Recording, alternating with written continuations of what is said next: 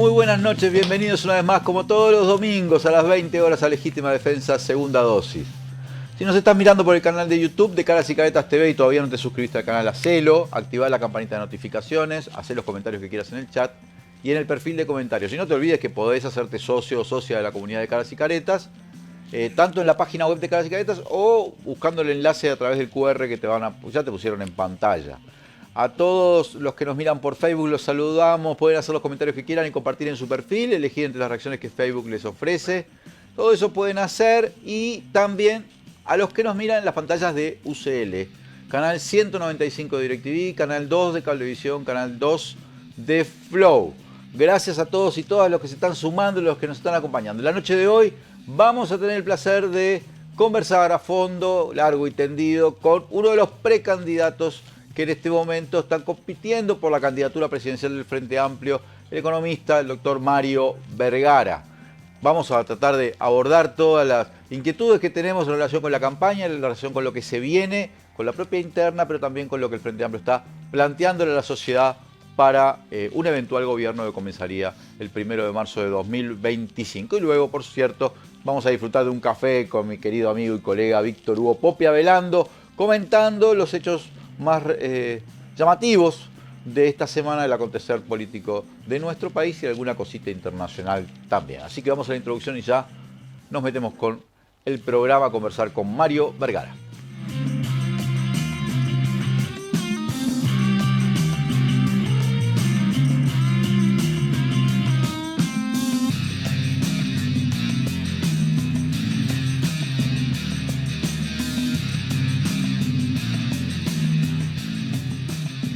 Volvemos con Legítima Defensa, segunda dosis. Gracias a todos y todas los que se están sumando en este momento, los que nos miran desde el exterior. También muchas gracias y gracias además por los mensajes y por las donaciones que muchas veces nos hacen llegar desde el exterior para sostener este proyecto. Es un gusto recibir a Mario Vergara. Bienvenido, Mario, ¿cómo te va? Muy bien, un gusto estar nuevamente contigo, con la audiencia, ¿verdad? Para hablar de temas que importan, ¿no? Mario, has venido recorriendo el país. Yo le cuento a la gente que hace un tiempito que estaba tratando de coordinar esta entrevista, pero Mario estaba siempre en diferentes localidades del interior, una gira muy activa, pese a que, no ignorás que durante las últimas semanas hubo siempre rumores de eventuales desprendimientos que finalmente algunos se confirmó, porque sí, tanto Plataforma como el Grupo Magnolia se decidieron, se decantaron por apoyar la candidatura de Yamandu Orsi. Sin embargo, en un activo de militantes, incluyendo además a fuerzas muy importantes como Asamblea Uruguay, decidieron sostener la candidatura y seguir con la misma intensidad o más con miras a junio. Contame un poco, bueno, cómo estás desarrollando esta campaña y cómo viene además el interior del país, que es muy importante para la gente saber cómo está el interior. Sí, claro que sí. Bueno, nosotros estamos haciendo la campaña con energía, ¿verdad? El año pasado dimos 2 vueltas prácticamente enteras al territorio nacional. Hicimos más de 60 ciudades y localidades. Y este año, en lo que fue febrero y lo que va de marzo, ya hicimos medio país de vuelta. Vamos a completarlo en las próximas semanas. Y bueno, yo creo que el Frente Amplio está mejor parado. Está mejor parado en el interior, está mejor parado en general. Porque, por varias razones, mi interpretación es, en primer lugar, porque hicimos nuestra autocrítica, donde no nos arrancamos los pedazos, sino que tomamos lecciones. Proceso que solo el Frente Amplio ha hecho en la historia reciente. Y esa autocrítica, entre otras cosas, nos dijo que nos habíamos alejado de la gente, que le habíamos dado un poco la espalda al interior o a los interiores, al sector agropecuario, al campo, a los jóvenes, que habíamos actuado con soberbia, con falta de humildad. Y creo que el Frente Amplio reaccionó e hizo el Frente Amplio Te Escucha, que fueron 2 vueltas íntegras al país, cientos de ciudades y localidades, más de 1.700 reuniones que hizo el Frente Amplio con las fuerzas vivas de todo el país, los que pensaban como nosotros y los que no. Recorrimos el país cuando juntamos las firmas contra la LUC, recorrimos el país cuando hicimos la campaña por el referéndum y también hubo otra vuelta entera por el país en lo que llamamos Diálogo por Uruguay, que fue en la construcción de las bases programáticas del Frente Amplio. Por lo tanto, yo creo que el Frente en ese sentido aprendió su lección. Fíjate que antes del 2021 el Frente no tenía una comisión del interior, para dar una idea. Y creo que eso es bien recibido en general en el país. El Frente está mejor parado, pero de ninguna manera podemos pensar que el Frente tenga la elección ganada. De ninguna manera. Porque por otro lado, el gobierno, creo yo, ha perdido pie, se ha venido deshilachando por el impacto de sus políticas, sin duda, por toda esa secuencia de hechos bochornosos que todos conocemos, ¿no? Ese collar de perlas de Puerto, Marcet, Astesiano, Ministerio de Vivienda, Ministerio de Turismo, Penadez, Salto Grande, etcétera. Y ha perdido popularidad, ha perdido aprobación, está 20 puntos abajo de lo que estaba hace 2 años, pero no es un gobierno derrotado. La aprobación del presidente todavía es significativa y además es un gobierno que va a dar pelea y va a volcar recursos este año. Y principalmente va a volcar recursos a través del mecanismo de clientelismo que todavía mantienen, que son las intendencias.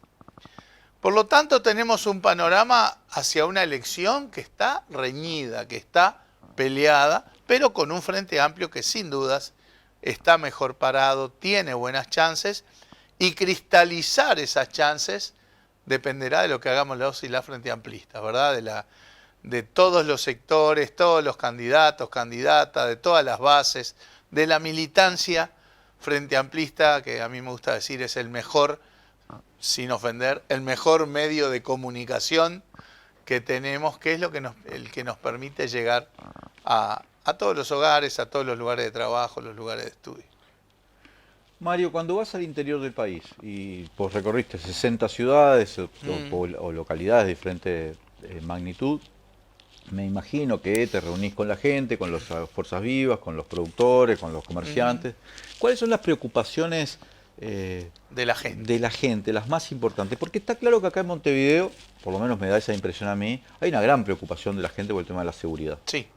Pero no sé si en el interior se reproduce ese tipo, o por ejemplo es el tema del atraso cambiario, que sé que está afectando mucho a los pequeños productores y no solo, y a los comerciantes en el litoral, todo eso. Perfecto. No sé. Mira, está bueno que lo plantees así porque viste que todos los días surgen perlitas mediáticas, ¿no? Y bueno, a todos nos ponen el micrófono para ver qué posicionamiento tenemos sobre esto y lo otro, y no está mal. Pero creo que la campaña electoral tiene que versar principalmente sobre los problemas que preocupan y angustian a la gente, a la sociedad uruguaya. En materia de seguridad, te lo pongo en estos términos. Yo hice la campaña en 2019. Y te diría que la problemática de la penetración del narco en los barrios, vos la sentías sobre todo en la zona metropolitana y en algún departamento más, con Maldonado, Colonia. Hoy es generalizado. En San Gregorio de Polanco terminamos nosotros de hacer nuestra presentación en el comité y el primer tema que te ponen sobre la mesa es la penetración del narco.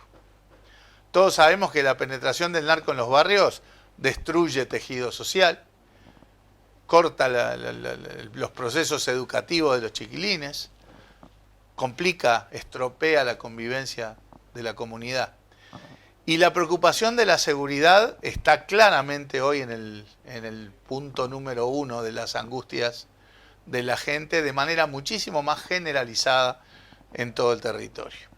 Y es un tema que tenemos que abordar con humildad, como decía hace un rato. Yo creo que está claro que nadie tiene la solución mágica de este tema.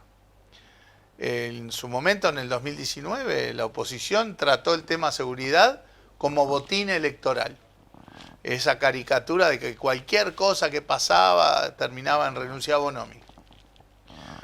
Y ellos tenían la solución, que era subir penas, endurecer la represión. Claramente eso no fue solución en absoluto, pero nosotros tenemos que ir a la búsqueda con humildad de una política de Estado en el tema, porque yo creo que todo el mundo tiene claro que este tema no se va a resolver o no se va a avanzar en su resolución por parte de un partido en una administración de gobierno. Pero Mario, perdón, Dale. es cualquiera se da cuenta que algo crítico para la seguridad Mm. es que la policía, o sea, las fuerzas de seguridad, no te digo que sean intachables, porque siempre habrá algún caso de corrupción Mm. y gente muchas veces que está en contacto además con el mundo, puede haber alguno que se corrompa. Pero tampoco podés tener 10, 11 jefes de policía que tienen que ser destituidos por... Ni hablar, ni hablar. O sea, esto Fíjate está, que una... o lo que surge de los audios abastecianos es una Exacto. relación entre el poder, Exacto. la policía, todo, que es una cosa que te da la sensación que es una mafia eso. Tal cual. Mira, Digo, porque cuando hablas política de Estado, ¿con quién lo haces? No, también? el asunto es desde dónde partimos. Partimos de lugares bien distantes, sin duda. Porque la tónica de este gobierno fue represión, represión, represión, endurecer la represión y supuestamente dar ese impulso con un mando policial que ahí sí iba a respaldar al accionar policial. ¿Y recuperaron algunos que habían sido procesados? Exacto. Está claro que eso no fue así, que le erraron de punta a punta. La cúpula policial de la Policía Nacional prácticamente toda fue descabezada a partir de los chats de Astesiano. Y 11, 12 jefes de policía departamentales tuvieron que ser removidos. Está claro que ahí por ahí no iba.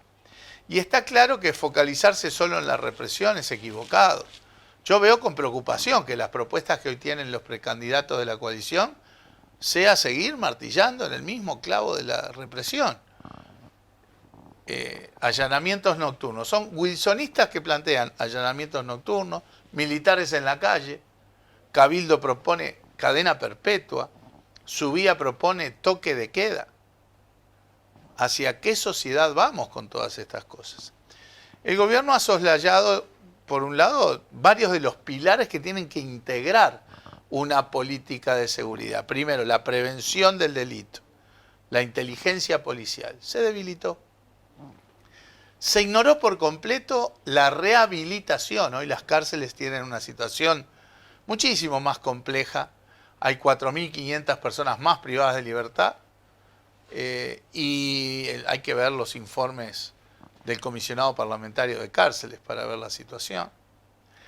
Y además se ha debilitado otra pata de la política de seguridad interpretada dentro de las políticas de seguridad, que es el combate al lavado de dinero, que es la forma en la que los narcos blanquean sus ganancias. Entonces tenemos una visión muy crítica de lo que ha sido la política de seguridad de este gobierno. Pero vuelvo a decir, tenemos que afrontar esto con humildad porque nadie tiene la solución mágica. Y no podemos andar a los bandazos como estamos hoy. Si gana el Frente Amplio, vamos para allá. Gana la coalición, va estrictamente para el otro lado. Después vuelve a ganar el Frente Amplio, vamos para este lado. Así está claro que no vamos a resolverlo.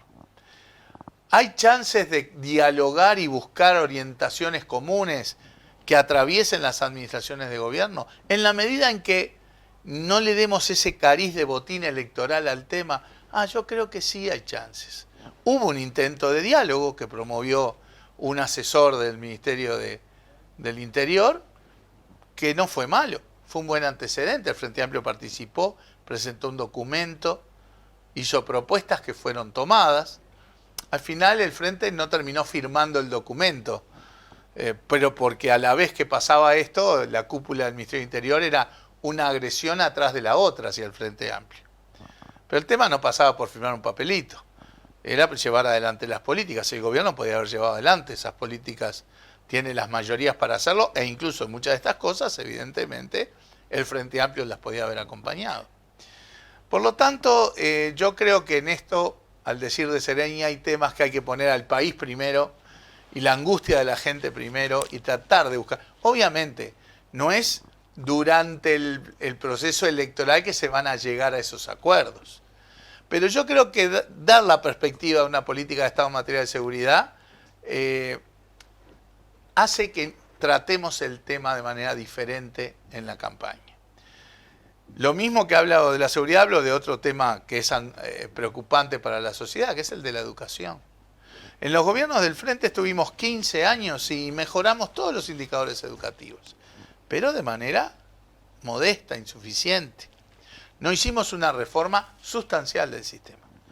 No generamos el sistema que hoy se necesita para que los chiquilines y las chiquilinas tengan las capacidades, las habilidades para afrontar un mundo en general, no solo el mundo del trabajo, el mundo en general con herramientas suficientes.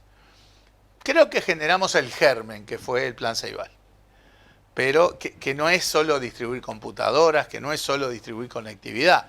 El Plan Ceibal es un cambio en la forma de ver las cosas, un cambio de chip, de cómo se aprende, cómo se enseña, de dónde vienen los problemas, de qué forma se procesan las cosas.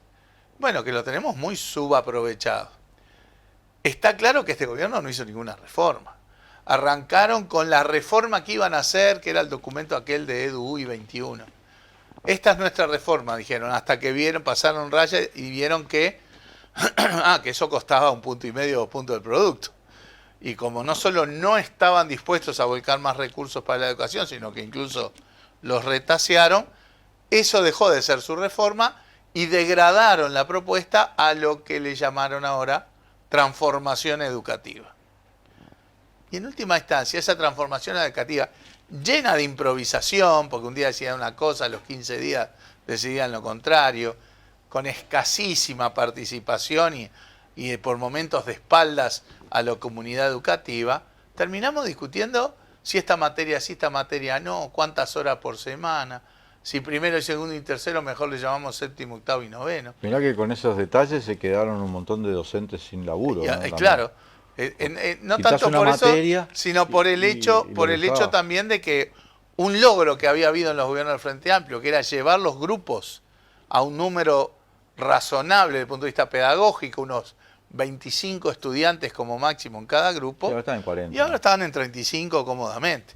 O sea que no es solo de que hay menos natalidad, entonces hay menos grupos porque entran menos niños. No, también porque pasaste de 25 a 35 los estudiantes por grupo. Lo que está claro es que esto tampoco es una reforma educativa ni por asomo. Pero hay una reforma pendiente. Porque necesitamos generar que los chiquilines salgan del sistema educativo mirando el mundo con perspectiva, con oportunidad. Y una tercera cosa que yo creo que hay que razonar en esos términos de política de Estado es el combate a la fragmentación social, a la fractura social. Que además interactúa con todo esto, ¿no? Los problemas del empleo y del ingreso y de llegar a fin de mes, que es una de las angustias de la gente, por más que los números macro del empleo no den mal, uno recorre el país, como decías tú el año pasado en la frontera con Argentina, y el tema del empleo sigue siendo una angustia, pero en los barrios más vulnerables la perspectiva del empleo de los chiquilines es pararse en una esquina para trabajar para el narco. Es donde los resultados educativos son los peores. Es donde el caldo de cultivo para el narco es mucho mayor. Para esa brecha social. Sí. Que yo me permito decirte que estoy completamente de acuerdo que es un problema. No es un problema de este gobierno. Es un problema antiguo. Me atrevo a decir que tiene décadas y que se ha ido agravando y que después del 2002 como que además se consolidó una cosa ahí. Ahora, la izquierda ha pensado una estrategia para salir, para lograr revertir eso. Ahí está. Bueno, que no es solo transferencias económicas. Exacto, otra vez hay que ir con humildad al tema. Está claro que en los 15 años de gobierno el panorama inicial era patético, sí, tétrico. 1 millón de pobres, me acuerdo, 40% creo. Quitamos 1 millón de pobres. O sea, había un 40% de la población en la pobreza. Con el Frente pasaste de 40 al 9. Y había un 7, 8 en indigencia. Un poco menos, 5, pero pasaste a un 0,1, claro. A un 0,1, 0,2. Sin duda que hubo mejoras en los indicadores de equidad. Yo creo que eso es indudable. Sin embargo, vos tenés ese núcleo que no es tan pequeño, porque tenés un entorno de 10% de pobreza.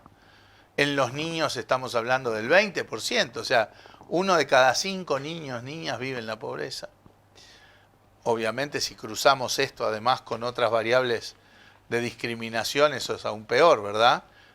Afrodescendientes, en fin, personas trans, etcétera, tenés niveles altos de pobreza. Y esa fractura social, aún en ese contexto de caída de la pobreza y caída de la indigencia, no se suavizó. O sea que coincido contigo que esto no es un problema que se haya generado en 3 años. Ahora, ellos nos criticaban de que el Frente lo único que hace es repartirle plata a los pobres. Cosa que no era cierta, porque había otros programas. Sí, había muchos programas. Ahora, hoy, sí, quizás demasiados, que se pisaban unos con otros, y era parte del pero problema. Uruguay crece contigo, el programa de cercanías. La OPP relevó más de 600 programas sociales en el Estado uruguayo, para que tengas una idea. Que se pisaban muchas veces y no eran efectivos, porque todos tenían su funcionamiento por su lado. Yo recuerdo, déjame hacer una caricatura, de una foto en aquel momento, ya en el plan de equidad, de una foto en la puerta de una casa de un asentamiento que una señora había puesto: hoy no recibo técnicos. ¿Sí? Yo creo que nosotros hicimos muchos esfuerzos en ese sentido.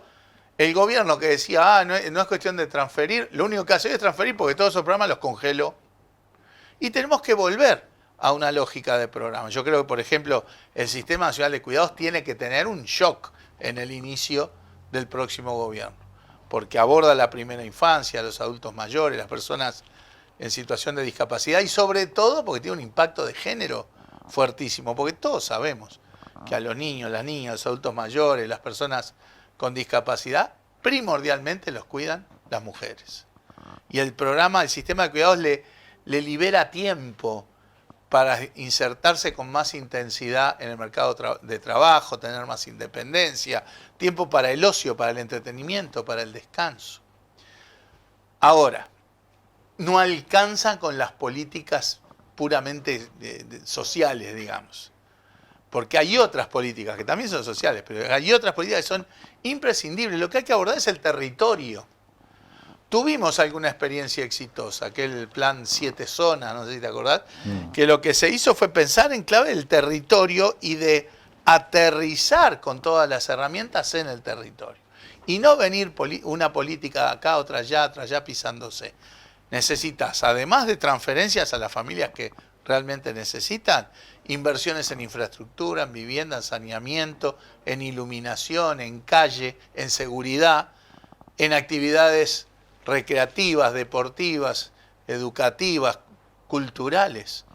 Todo ese paquete es combatir la fragmentación social, porque tenés que generarle capacidades, estímulos, perspectiva, sobre todo a los chiquilines y chiquilinas que de repente ya tienen 2, 3 generaciones viviendo en esas condiciones. Antes de ir al corte te hago una pregunta que es para responder en una línea. Yo sé que no vas a decir después no hay espacio fiscal para esto, porque siempre aparece el problema del espacio fiscal. Claro que para sí. justificar que no se puede, o sea, como si... Sí, no es una línea eso, ¿eh? Si querés la hacemos después del corte. No hay problema, podemos irlo solo después del corte, pero ahí está. A mí me entusiasmas con los proyectos y después no porque también... Te voy a dar esa perspectiva.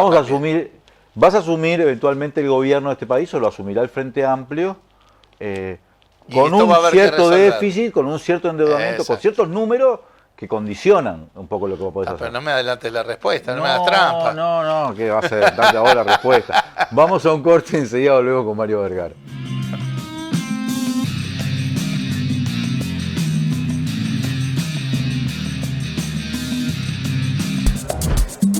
En Uruguay desde siempre está Caribe con K.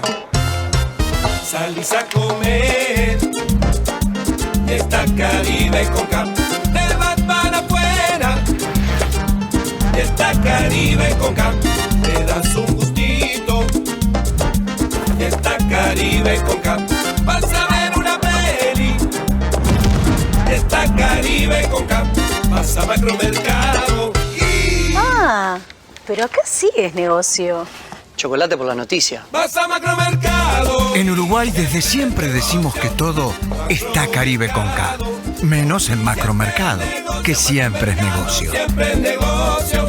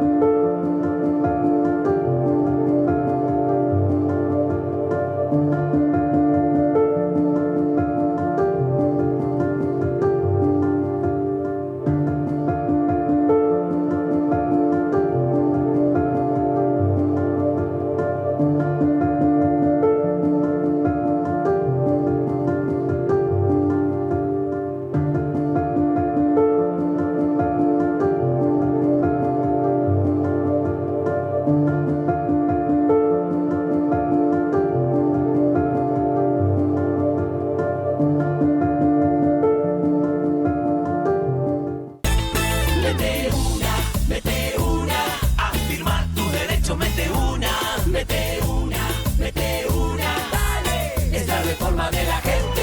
Para tener garantías cuando estés jubilado y que tus aportes estén bien cuidados. Darle una mano al que gana 2 mangos. Mete una y poder gozar la vida al jubilarte. Disfrutar tu tiempo, disfrutar del arte. Es un derecho que se comparte. Dale, mete una, a firmar tu derecho. Mete una, dale. Es la reforma de la gente.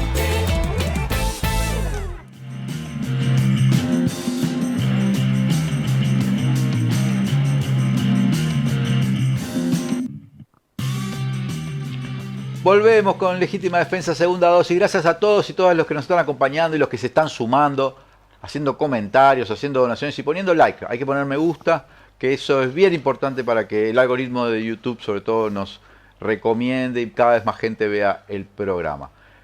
Mario, terminamos conversando sobre un montón de iniciativas o proyectos en diferentes áreas, algunas muy profundas, porque esa brecha que hay social en el Uruguay, o esa herida, fractura, es fragmentación, una fractura, ¿sí?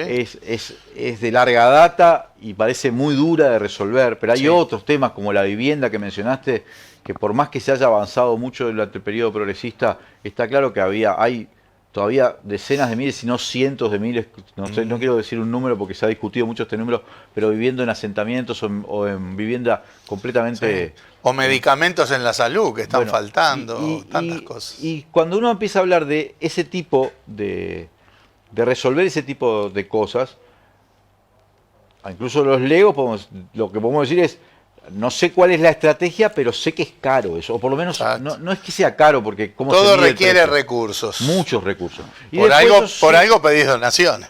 claro, y después Imagínate, todo emprendimiento requiere recursos. sí, pero ¿Cómo hacemos? ¿cómo hacemos sin que después vos llegues y digas, bueno, tengo un 5% de déficit fiscal y quiero cerrar con un 4%, tengo que negociar además con acreedores, Uruguay tiene su endeudamiento, tiene cosas, y al final todas esas grandes inversiones quedan como postergadas? Bien, en primer lugar, voy a decir algo de manual, que siempre lo decíamos con Danilo. No hay experiencias exitosas de desarrollo en desórdenes macroeconómicos. Por lo tanto, como en una casa o como en un emprendimiento, hay márgenes para las cosas, ¿no? En el sentido de que, bueno, los recursos que hay o los que puedes llegar a conseguir, o mismo si te puedes endeudar, ya sabemos que con la tarjeta podemos llegar a endeudarnos hasta un cierto punto. Entonces siempre hay restricciones. El actual gobierno vino con la obsesión del tema fiscal. Se hablaba así de ese 5% de déficit, que después con los números revisados es 4,3%, ¿sí? Y era como, todo tenía que girar las políticas en torno al recorte fiscal. Ellos, ¿sabés cuándo bajaron el déficit? En la pandemia. Porque lograron bajar los salarios, bajar las jubilaciones y recortar inversiones. Ese fue el ajuste fiscal que hicieron. De mala calidad. Y ni siquiera sostenible. Porque obviamente después viene la recomposición de los salarios, atrás viene la recomposición de las jubilaciones. Y lo que los analistas prevén ahora es que al final de este gobierno vamos a tener un panorama fiscal que no va a ser muy distinto del 2019. Ellos decían que aquel panorama era catastrófico. Nosotros no decíamos eso. Tampoco vamos a decir que es catastrófico ahora, obvio, aunque termine parecido. Ahora, pongámoslo en estos términos. Ellos tenían como eje el resultado fiscal. La ministra fue más de una vez al Parlamento y dijo, si tienen que evaluar la gestión de la política económica de este gobierno, miren el resultado fiscal. Pues el resultado es mediocre, así que la evaluación se hace sola. Más allá del rifirrafe de debate político que tenemos con respecto a este tema y lo que hace el gobierno, que además hay gastos que hace en infraestructura, por ejemplo, porque uno va por todo el país y ve obra en vial, ¿verdad?, en puentes, que no está registrando siquiera. O sea que en realidad el nivel de gasto y de déficit está un poco hasta subestimado porque hay cosas que están utilizando mecanismos contractuales que evitan la registración hoy de gastos que se están haciendo hoy. Pero lo que importa a los efectos de lo que vos planteabas es que el panorama fiscal del próximo gobierno no va a ser reluciente. Los márgenes de maniobra van a ser escasos. Pero lo importante es entender, primero, cuáles son las prioridades. Hay cosas que hay que hacer inmediatamente. Además del diálogo para la seguridad social, yo creo que hay que hacer un shock en materia de sistema de cuidados, por ejemplo. Pero hay muchos presupuestos, muchos que se tienen que recomponer, por ejemplo, en la educación, en la salud, en la vivienda. Y además tenemos que hacer un montón de cosas más, como hablábamos hace un rato. Obviamente en ese panorama fiscal estas cosas no se van a hacer de un día para el otro. Pero es importante tener las políticas claras, la explicación de por qué esas políticas tienen que ser prioritarias y después ver qué horizonte y qué trayectoria van a tener a la luz de cómo se vaya recomponiendo también la capacidad de recursos del Estado. Que entre otras cosas depende de algo que hace 1 año y medio que no sucede en el Uruguay, que es que la economía crezca. Cuando la ministra sale a hablar de todos los logros en materia económica, se olvida de la variable número 1. Hace 1 año y medio que el crecimiento económico es prácticamente cero. Y sin crecimiento económico es mucho más difícil. Porque no tuvieron una estrategia, una agenda de crecimiento. Se olvidaron de la productividad, se olvidaron de la innovación, de la ciencia, de la tecnología, de la recapacitación de trabajadores y trabajadoras. Se olvidaron de la competitividad, no avanzaron en la penetración de Uruguay en el mundo, fueron a quejarse al Mercosur, que era un lastre, y íbamos a tener tratados con China, con Turquía, tratados intergalácticos. No tuvimos ninguno. No promovieron la competencia, al contrario, le regalaron un monopolio a una empresa por 60 años, ni más ni menos que en el puerto de Montevideo. Y además tenemos el brutal atraso cambiario, el más grande del siglo XXI, que mientras el Banco Central y el gobierno chiflan para el costado, son tan fundamentalistas de mercado que dicen, ahí no hay que meterse. ¿Cómo que no hay que meterse?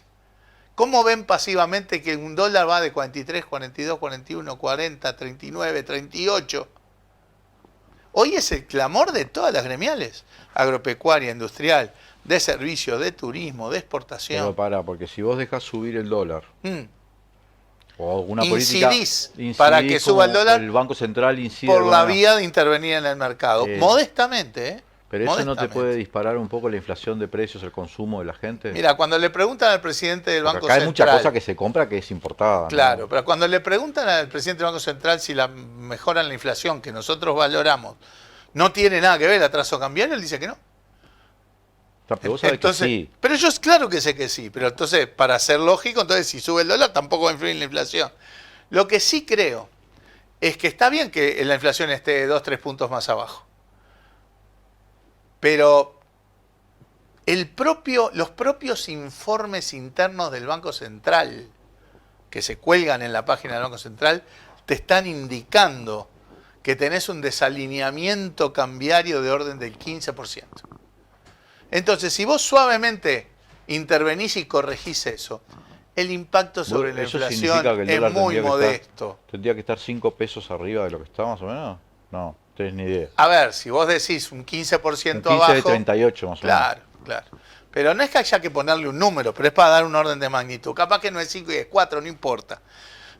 ¿Sabés qué está sobre la mesa acá? ¿Pero eso no deteriora la capacidad de consumo del salario? Te lo pregunto con toda honestidad. Sí, el problema es que si eso impacta en el empleo, va a dejar de haber salario. O sea, ¿sabés qué es lo que está en juego acá? Los platitos chinos.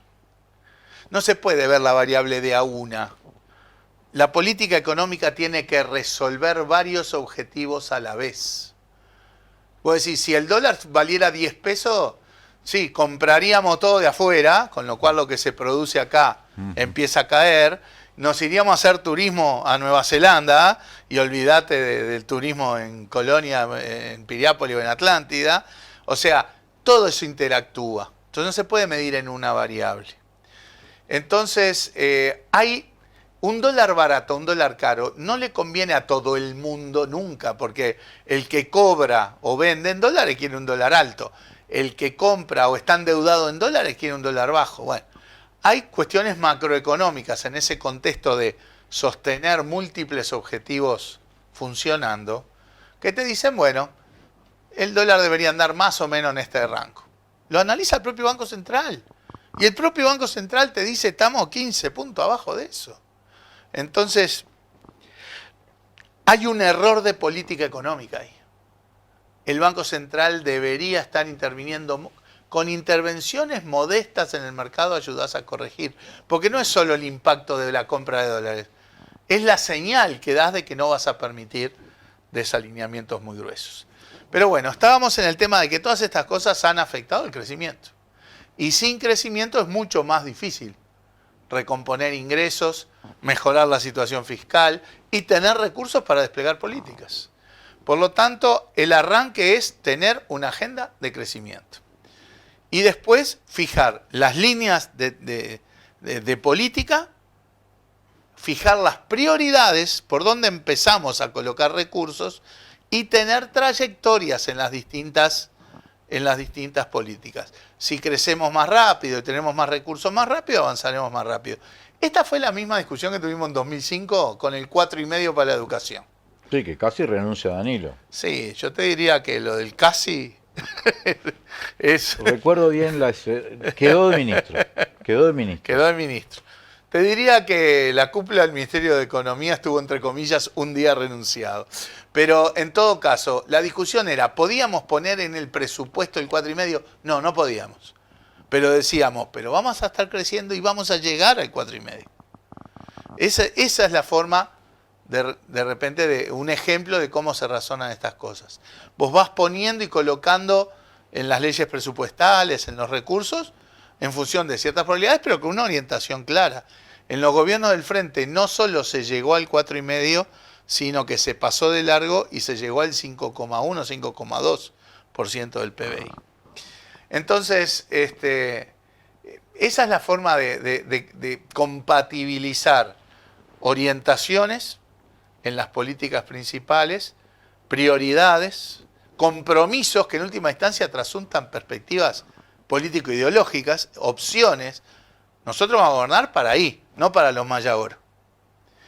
Y después el manejo de los recursos, de las políticas, de los tiempos para cada una de ellas. El Frente gobernó un ciclo de 15 años y, bueno, se produce este gobierno de la coalición multicolor que si ganara el Frente funcionaría casi como un paréntesis. Tampoco es que el gobierno de la coalición multicolor haya desarrollado mucho programa propio. Lo hemos hablado acá, pero fueron pocos proyectos de ley, sin duda, aquel grandote de la LUC, que hay que ver que, Sí, pero que pero tampoco es... y bueno, si querés una reforma más estructural con el caso de la reforma, pero es solo de las jubilaciones, tampoco es de todo el sistema de seguridad social. Pero suponete, y esto es una pregunta totalmente quimérica, antes de pasar a otros temas que me gustaría hablar contigo, que gobierne el Frente un ciclo largo de nuevo. ¿No? Que esto es el 2025 es el otra inicio, era progresista. una era de 10, 15 años. No Bien. parece algo tan extraordinario, porque yo qué sé, ya pasó, de hecho. No es lo mismo gobernar 15 que gobernar 30 años, No, un paréntesis. no. No te digo que te querés que terminar como Noruega, pero tampoco podés terminar el ciclo sin algunos problemas como el tema de la vivienda, la pobreza infantil, y eso, o sea, 30 años es un montón de tiempo, ¿no? Sí, claro. Los problemas nunca terminan de resolverse, ¿verdad? Siempre se avanza. Siempre vas en determinada dirección, porque demandas en el terreno social, por supuesto que en los países más desarrollados del mundo tenés niveles de pobreza, tenés problemas de vivienda, tenés problemas educativos, tenés problemas de gente fuera de la sociedad en el sentido cultural. O sea, solo que son es de menor dimensión. Vas mejorando, vas avanzando. Yo creo que si tuviéramos otra era progresista, muchos indicadores van a volver a un sendero de mejora, de bienestar, de igualdad, de derechos, que fue lo que hizo el Frente en 15 años. Sin duda, en los 15 años del Frente se triplicó el número de cooperativas de vivienda, por ejemplo. Mientras que en este gobierno cayó. ¿Resolvió los problemas generales de la vivienda en Uruguay? No, pero avanzó. Incluso empezó a haber construcción de viviendas en muchos barrios donde hacía años que no había. Y razonamientos por el estilo podemos hacer en muchas áreas. No tengo dudas que una nueva era progresista traería una nueva trayectoria de mejora en bienestar, en igualdad y en derechos. Quería pasar a algunos otros temas que no es que hacen a lo programático, pero para mí tienen también mucha importancia hacia el futuro. En los últimos días conocimos, por ejemplo, conocimos el dictamen de la fiscal Sabrina Flores, que es la que está atendiendo luego de que la fiscal Fossati quedara fuera de eso, de la fiscalía incluso, es la que atiende el caso, lo que quedó del caso Astesiano, lo que ella, la fiscal Fossati no le puso la tapa, digamos, con el abreviado. Y entre las cosas que hizo fue formalizar a Marcelo Acuña, gerente de la empresa Vertical Sky, porque dio por probado la existencia de espionaje contra vos y contra el senador Charles Carrera. Pero nunca no se terminó de completar la trama, o sea, no queda claro, no está claro, no se sabe quién dio la orden o quiénes dieron la orden, o sea, cuál era la función de ese espionaje. Primero quiero saber si estás conforme con el fallo, con el dictamen de la Fiscalía, en este caso, y bueno, nada, ¿qué reflexiones o cómo te parece que eso...? Se ha dado un paso más. La Fiscalía había pedido la formalización, la jueza en su momento avaló la formalización, el juez, perdón, y ahora ya está la condena. La condena, claro. Porque se hizo un acuerdo abreviado entre Fiscalía y el señor Acuña que el juez avaló. O sea que ahora no es la especulación de si hubo o no hubo espionaje, ya está confirmado.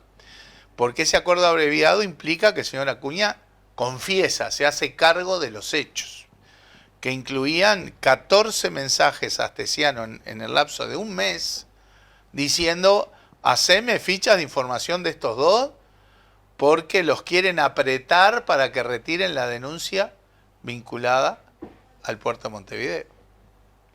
O sea que eso es muy grave, es muy grave. Por lo tanto, ¿qué es lo que pienso? Primero, el medio vaso lleno. Actuó la institucionalidad judicial que permitió confirmar que existió ese delito que es grave porque lo que procuraba era extorsionarnos para que no cumpliéramos nuestros roles de legisladores de la oposición. Era un atentado al funcionamiento democrático. Imagínate que esto se generalizara, ¿no? Que surgieran búsqueda de trapitos sucios de la gente para chantajear y que la oposición no haga oposición. Entonces ahí hay un el medio vaso lleno.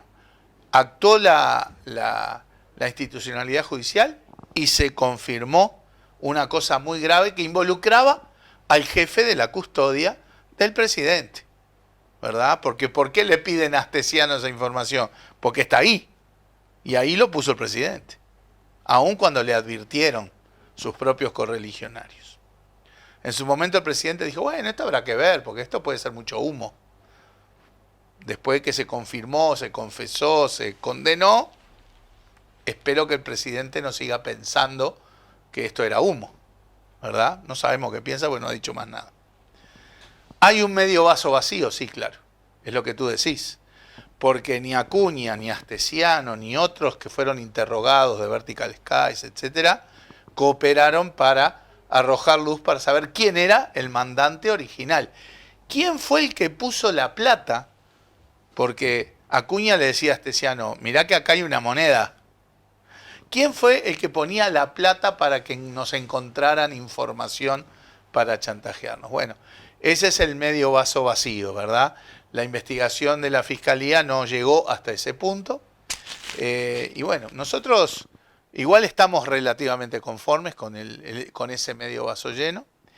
Y aspiramos a que pueda seguir algo que arroje luz, ¿verdad? Porque hay miles y miles de chats de Astesiano que todavía no han sido analizados, ¿verdad? Que en la Fiscalía siguen trabajando con los recursos que tienen, pero con una tonelada de material que, bueno, que lleva un largo rato de análisis. Ojalá que puedan surgir más información sobre esto, que arroje luz sobre quién es el que ponía la plata, el mandante original, el que quería que nosotros no embromáramos más con el tema del puerto. ¿Te preocupa? Me imagino que sí, pero es una cosa que no se conocía, por lo menos yo no la conocía así, no era común en la política uruguaya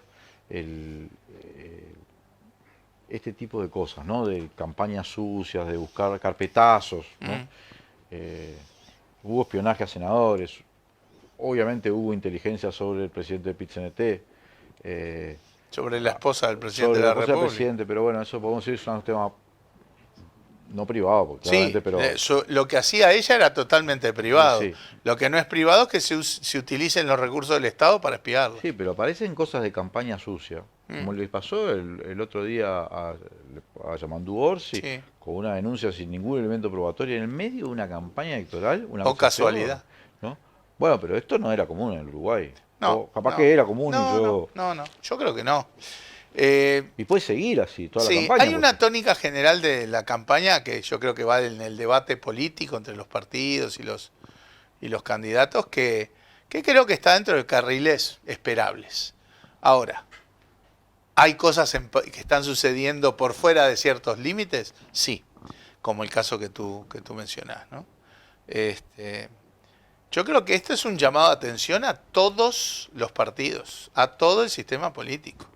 Si nosotros miramos pasivamente cómo empieza a haber prácticas que tienen como objetivo dañar la democracia, vamos a salir todos Pero perjudicados. hace horas el directorio de Antel,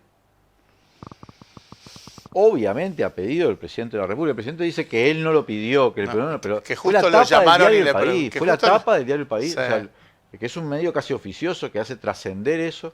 Es un medio del Partido Nacional oficialmente. Claro, pero hacen trascender que es el presidente el interesado en eso, el directorio se reúne sin consultora jurídica de Antel para reexaminar el caso Antel Arena, que es otra vez poner en la palestra o en la discusión Sí, por un claro. montón de tiempo otro caso, ensucia la campaña. Sí, esto. sin duda. Estamos Sin en eso. duda. en una Y campaña además de no ese es el tipo. presidente el que debiera estar haciendo No, eso además hoy, es un ¿no? ente autónomo, ¿no? Sí. O sea, Sin por eso duda. te digo si eso te preocupa, que se esté Sí, me preocupa. Me preocupa creando porque... una estrategia que va por fuera de la política. Exacto. Discutamos sobre ideas, discutamos sobre políticas, discutamos sobre perfiles de los candidatos en cuanto a sus capacidades y sus debilidades, ¿verdad? Ahora, campañas que tiran en el medio del proceso electoral denuncias como la que se hacen con respecto a Orsi, o el juego de temas judiciales con clara intencionalidad político-electoral.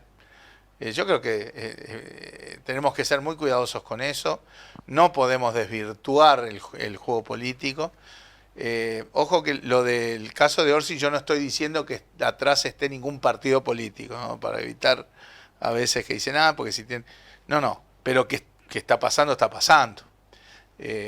No vendrá de los partidos, no sé de dónde podrá venir, pero Romina Celeste es dirigente del Partido Nacional, o eso candidata, es cierto, eso es cierto. autorizada por Iturralde. Eso es cierto.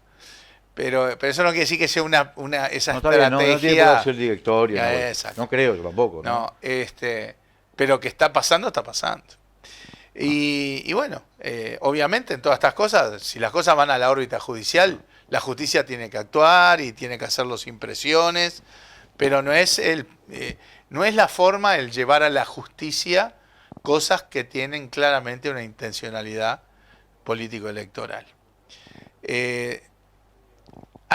Vuelvo a decir, todos tenemos que ser muy cuidadosos en eso, porque nadie está vacunado, ese es el tema. Porque como ni siquiera hay que... estamos en un mundo donde a veces ni siquiera hay que demostrar si pasaron o no pasaron ciertas cosas, ¿no?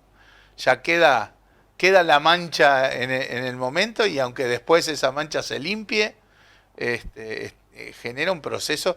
Además, no sé qué tiempo se podrá tener la justicia para dirimir estas cosas. Pero que- posiblemente más que una campaña electoral. más que la interna y quizá más que la elección nacional. Por lo tanto, hay que ser muy cuidadoso con eso. Yo creo que tiene que haber un llamado de atención hacia todo el sistema político, y nos incluye a todos, de que el debate en la campaña tiene que ser sobre las políticas, sobre las personas en cuanto dirigentes políticos y en cuanto habilidades para gobernar, prioridades, intereses, bueno, sí, pero sin entrar en cosas de campaña sucia, de campaña negra. Realmente terminaríamos muy mal en un sistema político del cual todos en general nos sentimos orgullosos. Mario, vamos a ir a un corte y reservamos el último bloque para hablar ya de la elección interna. Bien. Así que quédense con nosotros, que ya volvemos con Mario Vergara en Legítima Defensa, segunda dosis.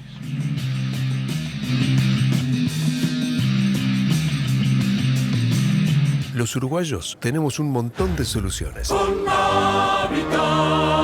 Pero Sin Navidad. Con Navidad. Con Navidad. Sin Navidad, sin Navidad, sin Navidad. Con Navidad, con Navidad, con Navidad. Sin Navidad, sin Navidad. Con Navidad, Navidad.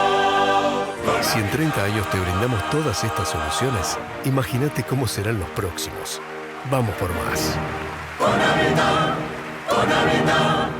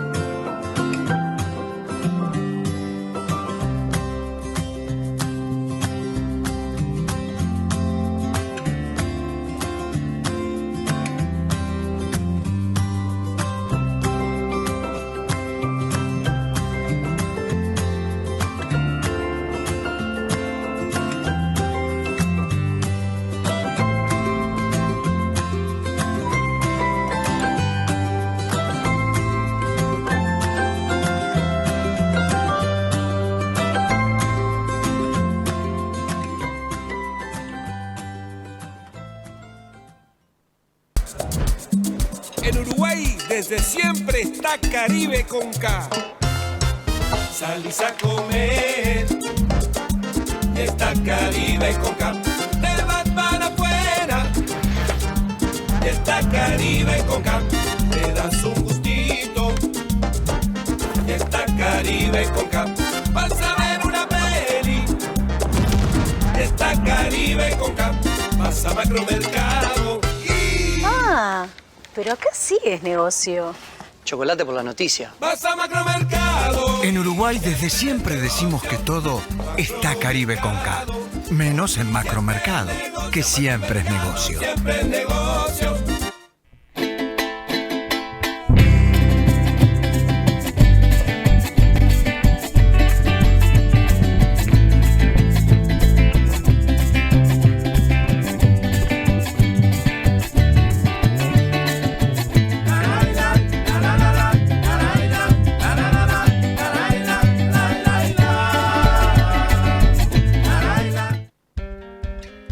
Ulbrica es una fábrica de pinturas que está en el departamento de Maldonado. Ulbrica, por su proceso industrial, empezaba a generar desperdicios de toneladas de plástico. La pintura se incorpora dentro de una bolsa que va cerrada con un suncho plástico, que también es reutilizable. Nosotros acá en nuestros locales recompramos para reutilizar el balde, la tapa y el suncho, evitando todo ese plástico que se vuelca al ambiente. Recibir el premio Uruguay Circular para nosotros fue, la verdad, un mimo al alma espectacular. Un reconocimiento a nivel técnico, a nivel ministerial, de que el proyecto tiene valor y que lo que estamos haciendo como una iniciativa se puede volver algún día el estándar en la industria.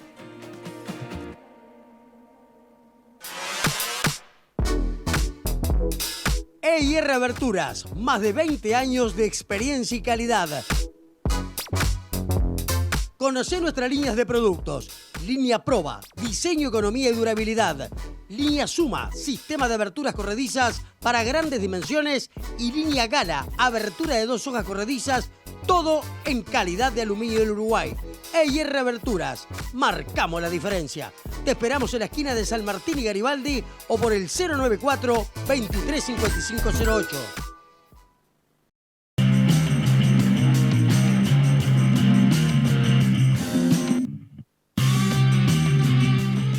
Volvemos con Legítima Defensa, segunda dosis. Gracias a todos y todas los que nos están acompañando. Mario había pensado en reservar este último bloque para hablar específicamente de la elección interna. El 30 de junio, 4 competidores dentro de la interna del Frente Amplio. Las encuestas, yo sé que las encuestas son fotos y además en el caso de las internas además tienen más dificultad para medir porque es una elección voluntaria, pero podemos, creo que es objetivo, podemos ponernos de acuerdo, convenir que la mayoría de las encuestas dan una ventaja importante del Frente Amplio en relación con los partidos de la coalición para octubre. La última que salió de cifra habla de 46 a 32, el Partido Nacional, 43 global. Y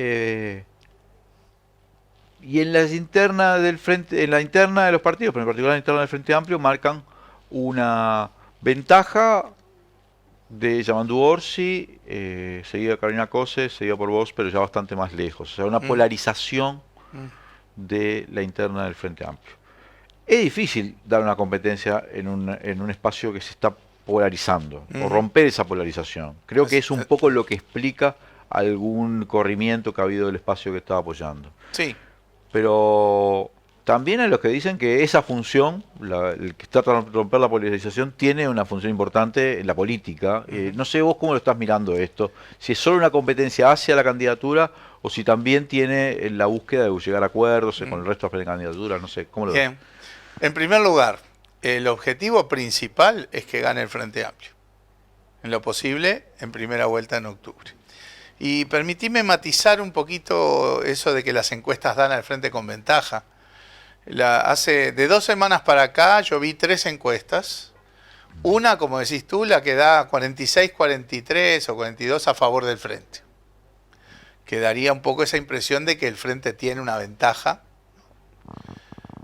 Y hay otra que da algo menos, que también le da algún punto a favor del frente. Pero después hay otra encuesta que da empate, 41 a 41.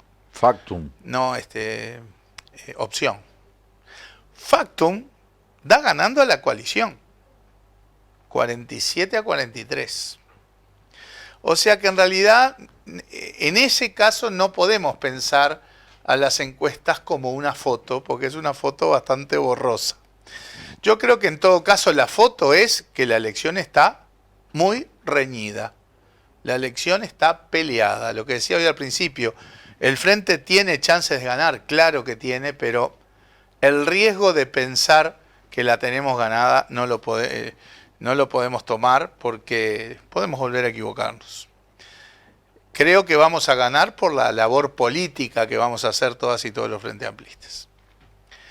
Por otro lado, las internas son todavía más difíciles de predecir, porque no solamente los márgenes de error, al achicar mucho la muestra, los márgenes de error crecen mucho, sino porque además está el corte de cuántos efectivamente de los que responden a esa encuesta van a ir a votar, porque no es una votación obligatoria, e incluso los que dicen que van, que después no van. Pasa un poco de todo. Pero eso no me lleva a negar lo que vos acabas de decir, que yo comparto. En el frente vamos en una trayectoria de creciente polarización con las candidaturas de Yamandu y Carolina. Creo que no es buena la polarización, al frente nunca le hizo bien las polarizaciones. Porque entre otras cosas, si algo aprendimos también de la autocrítica y de la derrota electoral, es que acá no sobra nadie. Acá nos necesitamos todas y todos para ganar. No necesariamente eso significa tener que ser precandidato, pero nos precisamos todos con todo nuestro potencial para que el frente gane. Y es cierto lo que tú decís, para las precandidaturas que venimos más abajo, la polarización es daño, porque en clave del voto útil o de que bueno, realmente estamos dos compitiendo y hay que elegir uno. He escuchado incluso cosas bastante poco fraternas o frente amplistas, de decir, quiero votar a uno para que no gane el otro, ¿sí? Bueno, pero son procesos que se dan, son datos de la realidad. Yo creo que nosotros estamos dando una batalla desde nuestro espacio porque creemos que todas las perspectivas político-ideológicas tienen que estar reflejadas en la oferta electoral del Frente Amplio en la interna, porque por primera vez en mucho tiempo el Frente Amplio le da importancia a la interna, en el sentido de entender que tenemos que tener una gran interna para ir con más chances a la elección nacional. Como el Frente tiene otros mecanismos de elegir cosas, ¿no? Porque los blancos van a la interna con fuerza porque ahí se juegan los lugares en las listas, ¿no? El Frente tiene otros mecanismos, entonces no utiliza la interna en esa clave. Pero bueno, está claro que en las elecciones anteriores los blancos tenían 400.000 votos y nosotros 250.000. Y no es lo mismo ir a la nacional con una base de 250.000 votos o una base de 400.000 votos. Entonces yo creo que necesitamos una gran votación frente amplista. Sentimos que hay gente que puede ir a votar a la interna en la medida que esté, que se sienta reflejado en la oferta electoral. Ahora, nosotros monitoreamos todo el proceso electoral como lo hacen todos los candidatos y todas las candidatas, ¿no? Y obviamente no negamos la realidad y vamos a seguir monitoreando estos procesos. Por el momento, en la interna nuestra de convocatoria, es cierto que hubo dos sectores, con Plataforma y Magnolia, que dijeron, bueno, no, lo mejor no es seguir con la precandidatura de Vergara y decidimos volcarnos a una de las otras dos precandidaturas que están como en la carrera principal, que sería en este caso la de Orsi, y todos los demás sectores de convocatoria ratificaron el apoyo a la precandidatura, de que estamos todavía en el marco de una campaña que estamos haciendo con energía, que aspiramos a que empiece a dar más resultados, y bueno, y por lo tanto, parados en este punto, el grueso de convocatoria decidió continuar con la precandidatura haciendo la campaña que te decía. Lo cual no quiere decir que esto no se tenga que seguir monitoreando, porque somos conscientes del impacto que tiene esa creciente polarización.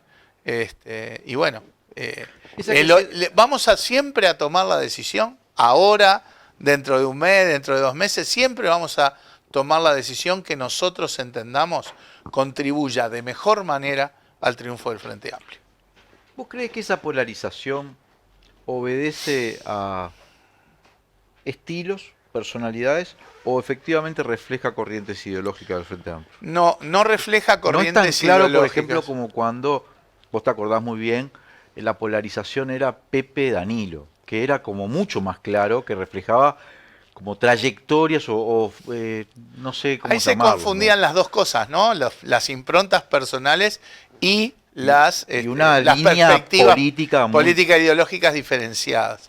No, yo creo que ahora no, porque si tú ves cómo fue la elección interna del Frente del 2021, esa en la que elegimos a las autoridades del Frente, ¿no? Fernando Pereira, Verónica.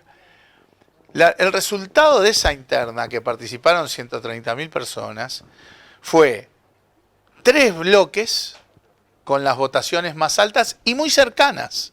Fue el Partido Comunista 23, el MPP 21, convocatoria 18. Ese fue el mapa que se dio en la interna, que yo creo que ahí sí hay un reflejo de las perspectivas políticas e ideológicas. Con un candidato muy fuerte como era Fernando Pereira, más allá de que también estuvo sí, pero atravesaba estos 3 sectores principales llevaban a Fernando Pereira. Claro, por eso no había una cuestión de personalidad, porque los 3 llevábamos al mismo candidato, sino que ahí sí había un reparto más bien por el lado de la perspectiva política e ideológica. Y hoy esa estructura es completamente distinta. Y bueno, yo creo que hoy pesan cosas como, por ejemplo, las visibilidades que dan las intendencias, pesan cosas como, por ejemplo, que se hayan instalado esas candidaturas muchísimo antes, pesan cosas como, por ejemplo, que los sectores que apoyan esas candidaturas son sectores ya consolidados, con tiempo, con los liderazgos definidos, ¿no? Nosotros en convocatoria nace después de una atomización de los sectores sereñistas, nace en octubre del 2021, 2 meses antes de la elección interna. Y todo el proceso de definición de la candidatura, etcétera, etcétera, y de la campaña, ha sido un proceso muchísimo más complejo en la medida que no constituimos un único bloque, un partido. Y eso también ha perturbado el proceso de campaña, de toma de decisiones y demás. Creo que son muchos los factores que alimentan esta situación y que conducen de alguna manera a esa polarización. Se ha dicho, no sé si eso refleja tu pensamiento o el de convocatoria, que también tu candidatura se explica por la necesidad de que el sereñismo tenga una presencia sólida y con candidatos propios dentro del Frente Amplio. O sea, como que de alguna manera estuviese, no creo que esté en juego, pero que eso contribuya a mantener al sereñismo. Y que contribuya al le llamo Frente sereñismo Amplio, a lo que podríamos llamar sí. el actorismo en su momento, en fin, Sí, yo sí, quiero... sí. Porque sereñistas somos todos, quiero decir. O casi todos. ¿no? Sí, hay sereñismo hay por todos lados. Nadie pretende tener el monopolio del sereñismo. Incluso hay sereñismo fuera del Frente Amplio. Pero en todo caso, ¿por qué sentimos que es importante que el espacio sereñista esté representado ahí?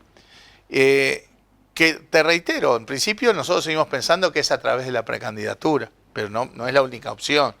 Ahora, ¿qué caricatura quiere generar la derecha en esta competencia? Porque el objetivo, vuelvo a decir, es que el Frente Amplio gane. La derecha te dice, este es el peor Frente Amplio de la historia. ¿Por qué? Porque son todos tupas y boches. Ese es el mensaje.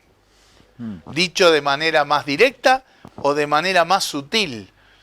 ¿Te lo dice Delgado o lo lees en El País? ¿Verdad?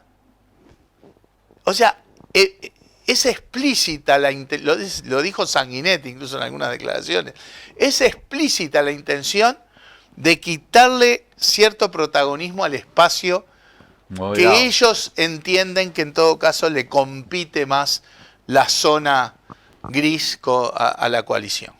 Que no es la única, vamos a entendernos, ¿no? Cuando uno va a los análisis de los politólogos de por qué el Frente Amplio perdió, dónde perdió caudal electoral, te hablan de dos bloques. Los sectores más vulnerables, que fueron seducidos por se acabó el recreo de Cabildo, y que antes votaban primordialmente al MPP, quizás en parte del Partido Comunista, y los sectores más de centro, digamos, que fueron seducidos por Talvi y que históricamente votaban al astorismo, al sereñismo.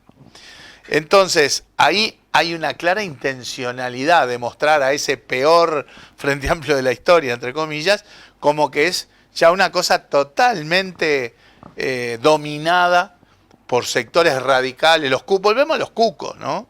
Porque ya no te dicen el PP, te dicen los tupamaros. ¿Vos crees que esa estrategia tiene impacto? Y yo no sé. Acordate que la elección se define en un rango grupito, chiquitito así. Con que haya un impacto en un rango chiquitito así, ya puede definir la elección. Pero te preguntaba esto también, porque pienso que a partir de la interna, o sea, después, la interna pasó, se eligió una candidatura, el Frente definió su fórmula, y hay muchos cruces entre los que han apoyado a los diferentes... pongo un ejemplo, no quiero ser, pero pongo, sí, ¿no? De los dos lados. Así como Plataforma y Magnolia ahora apoyan a Yamandu, podrían sentirse muy cómodos en el marco de otras discusiones en el espacio que ya integraban, con convocatorias. Claro. ¿sí? Pero lo mismo le podría pasar a el espacio socialdemócrata de Rafael Ferreri, ¿no? Que decir, bueno, terminado la interna, tienden a converger con gente con la que puede haber una afinidad que quizás más que con... ¿no? Lo cual confirma lo que decía hace un rato, que este corte que se está dando ahora de apoyos no es reflejo de los alineamientos político-ideológicos, sino que tiene otro montón de factores que ayudan a entender por qué se da esta situación de polarización. A partir de la interna, ¿cómo lo ves al Frente Amplio? Bien. Puede haber rispidez, porque ha habido Siempre una interna hay. un poco ríspida a veces, ¿no? Sí, pero no más que otras veces. ¿No? No. Acordate lo que fue la interna anterior, capaz que no tanto, pero la de Danilo Pepe fue una interna ríspida. Después la otra interna anterior. Fue muy desequilibrado. Claro. Tabaré, ¿no? Constanza. Tabaré Constanza y antes Tabaré Danilo. Pero yo veo bien al frente en ese sentido. Porque creo que aprendimos realmente que o estamos todos atrás de la fórmula, o que la fórmula hay que hacerla rápido, que yo estoy convencido que además tiene que estar integrada por dos de los precandidatos, una mujer y un hombre. Lo que deja Carolina dentro Carolina de la fórmula. para mi gusto, Carolina está en la fórmula, Sí, en un lugar o en otro está en la fórmula. Porque hay que aprovechar, otra cosa de las que tenemos que haber aprendido, además de lo que fue el proceso negativo que se dio en la vez anterior con el tema de la fórmula, que la gente que está en las precandidaturas es como decir, la que recorre todo el país, la que se hace conocer, tiene mucho trillo, tiene acumulación, la gente la conoce. Eso es un activo que no podés desperdiciar en una campaña electoral que va a ser tan dura, tan reñida. Nos precisamos todos y vamos a estar todos. No tengas dudas que las caritas de todos van a estar en un lado o en otro atrás de la fórmula que los frente amplistas decidan. Yo en eso estoy, siento que el frente está más maduro de lo que estaba. ¿Sabes qué pasa? Que antes mucha gente pensaba que teníamos siempre la elección ganada. Sí, pero entonces, acá el frente ganó 3 veces con mayoría parlamentaria. Sí. Es cierto Pero que con cada vez menos votos. Sí, pero solo una vez ganó en primera vuelta, pero ganó con mayoría parlamentaria las 3 veces. Sí. Pero cada vez con menos escenario votos. extraordinario, porque en realidad uno podría decir, ya ganar 3 veces seguidas es difícil. Sí. Pero además ganarla con mayoría parlamentaria nunca estuvo. No, porque también la regla electoral del balotaje ha llevado, como en otros países, si vos ves en los países en general, Pero el frente nunca todo tuvo- va camino a partirse al medio. Sí, pero mira que es raro tener Mirá, mayoría absoluta en todo. Bolsonaro. Sí. ¿Qué diferencia hay? Un 1,5%. Digo, a lo que voy es que si ganás, siempre estás cerca de la mayoría. Sí, pero no es lo mismo estar cerca de la mayoría arriba que abajo, que te obliga a negociar con otro. Obvio. No, pero la coalición también ganó con mayoría parlamentaria. Porque estás partiendo al medio el electorado, grosso modo, ¿no? Vas 5 para acá, 5 para allá, pero estás ahí.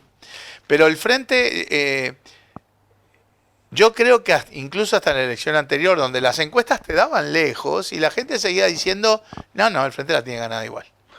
Me has hablado de lo que te parece que hay que hacer, Mm. dónde te parece que hay que llevar políticas de shock, cómo estás evaluando un poco la campaña, cómo estás evaluando un poco la interna.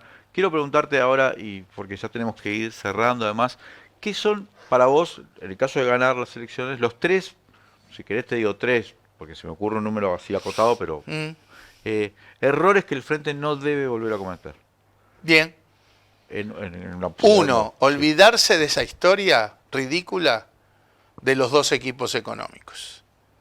Los gobiernos tienen que tener un hilo, una lógica y una disciplina para hacer las cosas bien. 2, no podemos volver a pensar la idea de que los organismos públicos sean utilizados como plataformas políticas.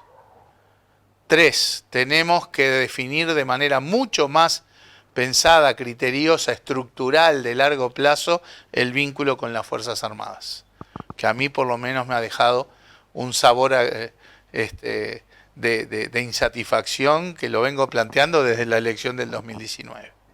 Creo que esas 3 cosas es de las cosas que tenemos que sentarnos a decir, esto hay que erradicarlo porque solo daña y no le aporta al Frente Amplio en ninguna dimensión. Muchas gracias, Mario. No negarás que te di títulos, ¿no?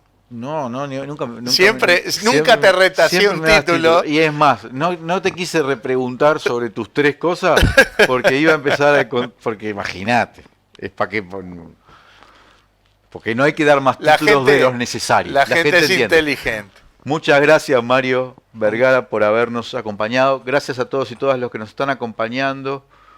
Sigan poniendo like, haciendo comentarios, suscribiéndose a nuestro canal y haciéndose socios los que puedan. Vamos a un corte y ya volvemos a tomarnos un café con Víctor Hugo Poppi Avelando.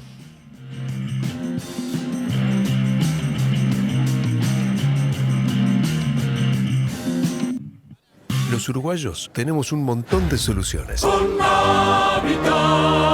Pero Sin Navidad,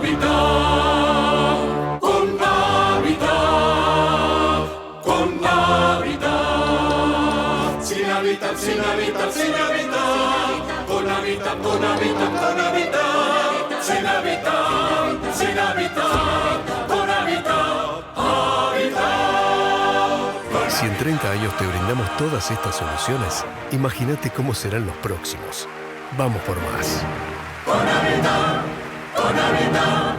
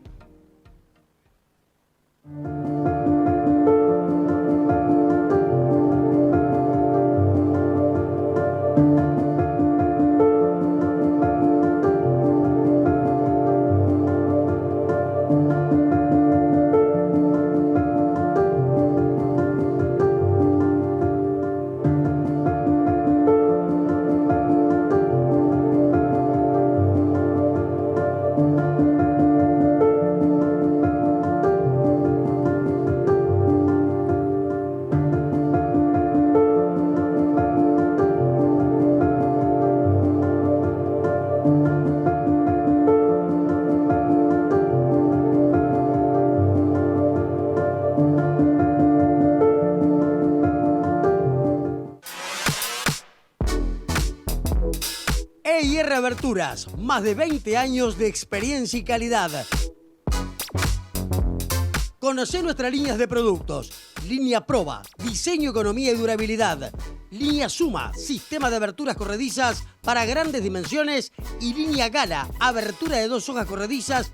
Todo en calidad de aluminio del Uruguay. EIR Aberturas, marcamos la diferencia. Te esperamos en la esquina de San Martín y Garibaldi o por el 094-235508.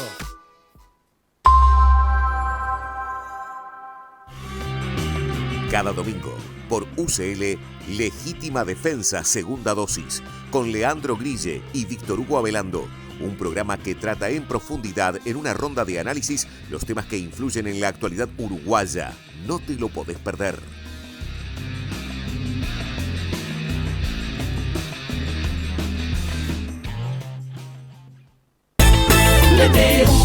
Mete una, a firmar tu derecho, mete una,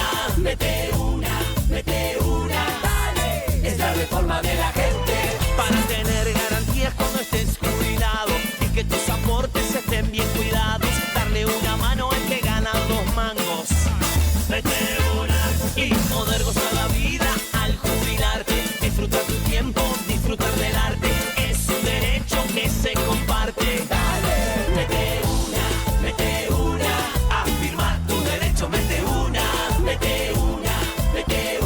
dale, es la reforma de la gente. Ulbrica es una fábrica de pinturas que está en el departamento de Maldonado. Ulbrica, por su proceso industrial, empezaba a generar desperdicios de toneladas de plástico. La pintura se incorpora dentro de una bolsa que va cerrada con un suncho plástico, que también es reutilizable. Nosotros acá en nuestros locales recompramos para reutilizar el balde, la tapa y el suncho, evitando todo ese plástico que se vuelca al ambiente. Recibir el premio Uruguay Circular para nosotros fue, la verdad, un mimo al alma espectacular. Un reconocimiento a nivel técnico, a nivel ministerial, de que el proyecto tiene valor y que lo que estamos haciendo como una iniciativa se puede volver algún día el estándar de la industria.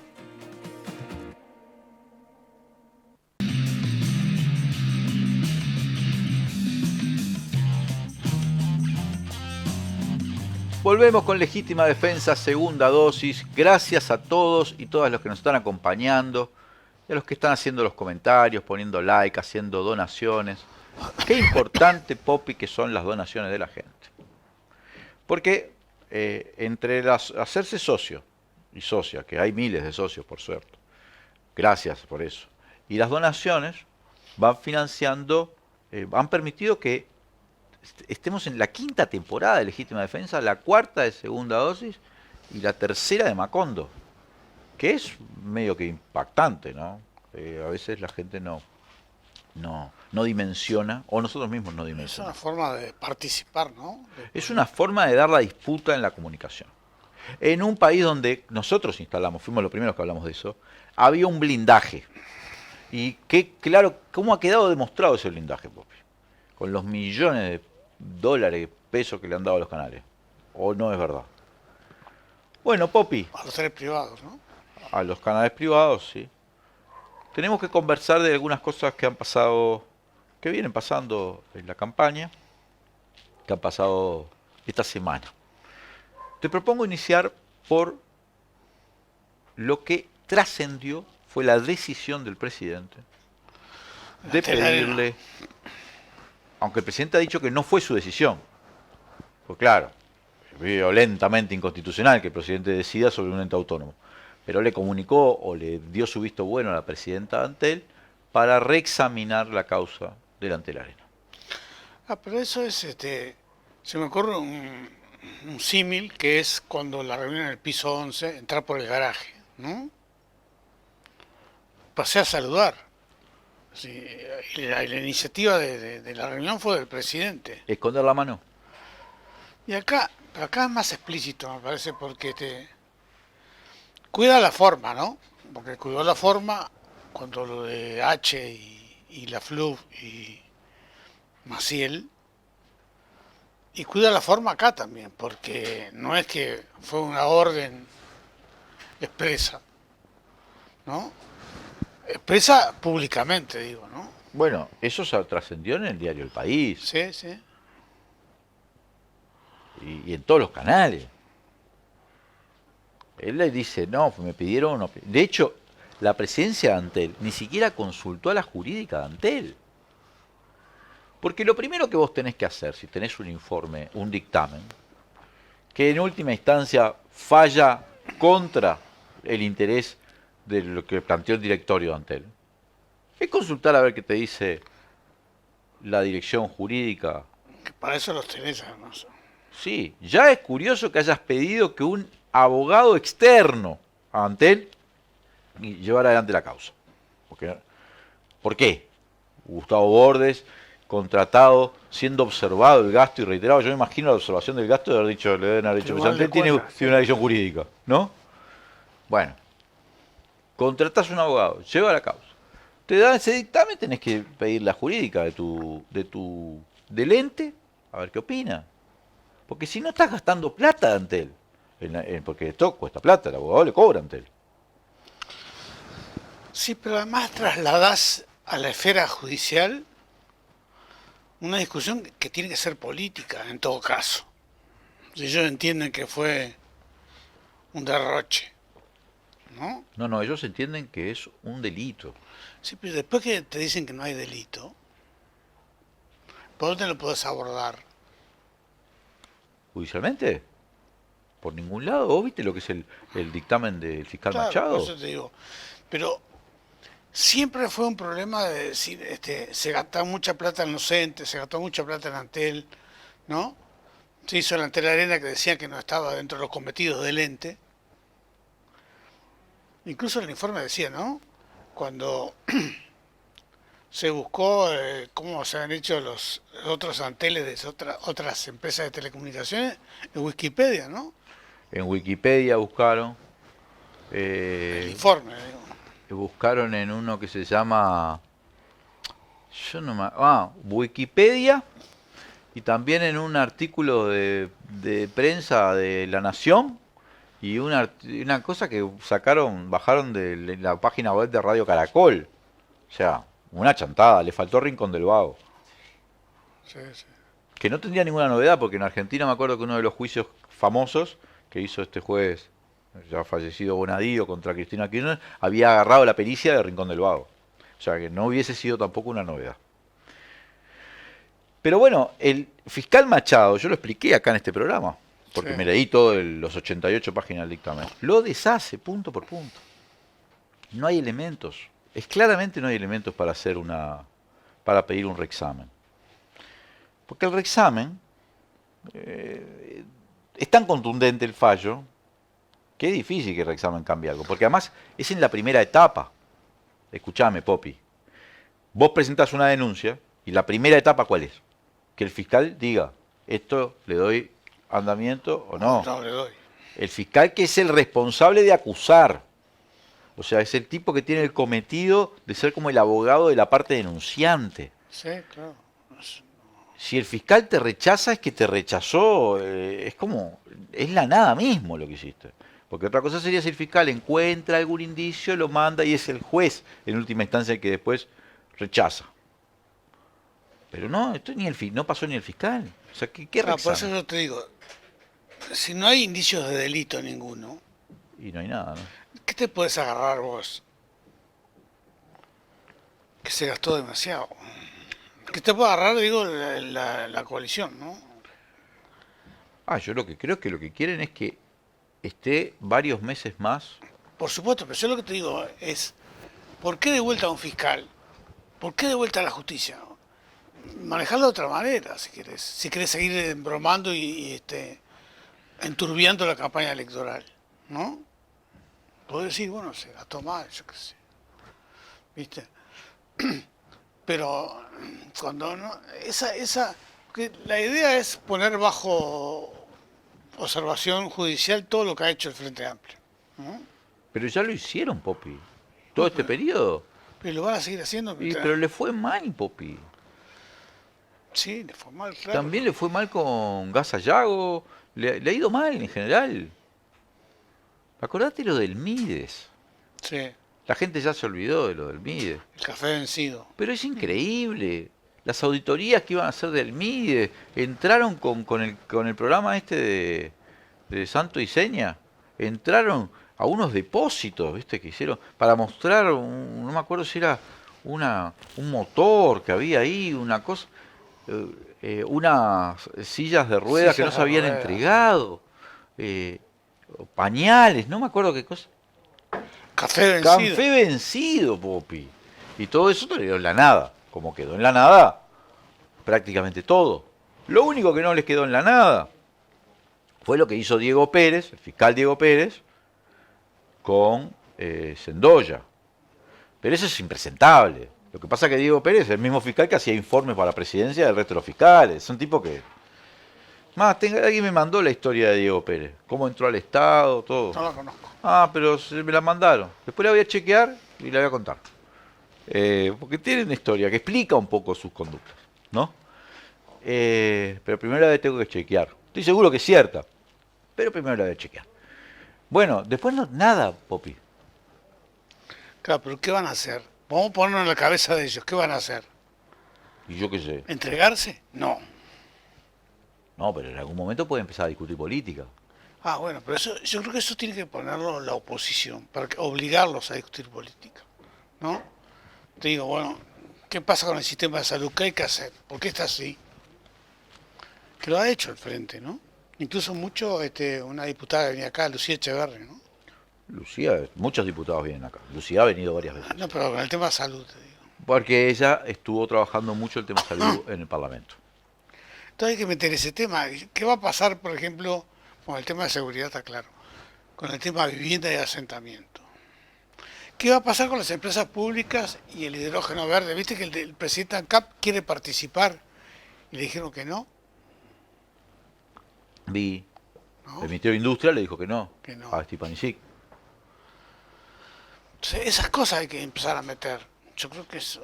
Entonces ahí obligás a que te quedan a discutir sobre eso, ¿no? ¿Te acordás también? Me había olvidado. La operación contra Charles Carrera, por aquel muchacho que había sido baleado hacía como 10 años. La Suprema Corte de Justicia falló, diciendo que no hay nada ahí. Que no hay nada. Que la Suprema Corte.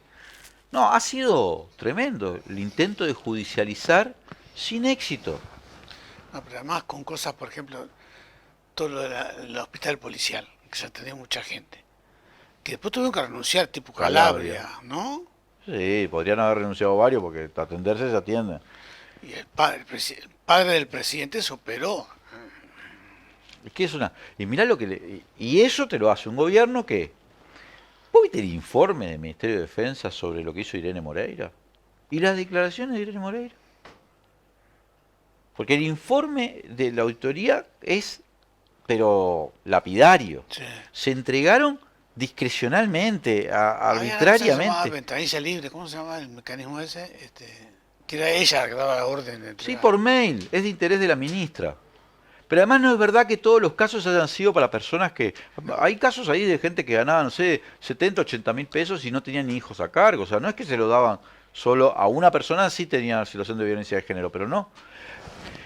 Y ahora la propia Irene Moreira dice que hasta que ella, hasta de esas casas entregadas, incluso las pedían de presidencia, le pedían. Entrega esta casa, o legisladores. O sea, era como el contacto. Tengo un contacto en el ministerio. ¿Qué te pasa? Y estoy jodido, necesito una casa, ¿viste? Me divorcié. Pará. Irene, acá un compañero, pobre, está pasando por un mal momento. Y, o sea, es el colmo de la gauchada, ¿no? Si fue así. Sí. Ella dice que también algún legislador de la oposición, habría que ver si eso es así, pero si un legislador de la oposición le pidió una casa. A mí me parece que pedir una casa es como mucho, ¿no? No, pero hay que tirar para todos lados, porque acordate de la conferencia de prensa que hizo Irene, poquito tiempo antes, horas antes que la destituyeran, ¿no? ¿Te acordás? Era como una heroína nacional. Sí. Junto a todo el mundo. Lo volvería a hacer, dijo. Sí. De ahí se lanzó a algo.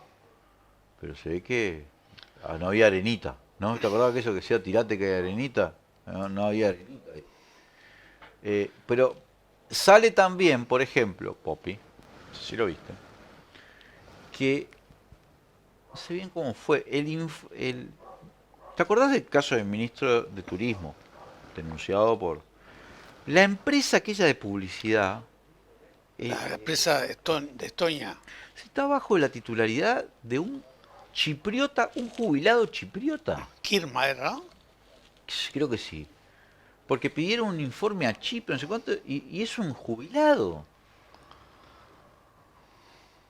Popi, ¿te das cuenta que hay un tipo jubilado, añoso, en Chipre?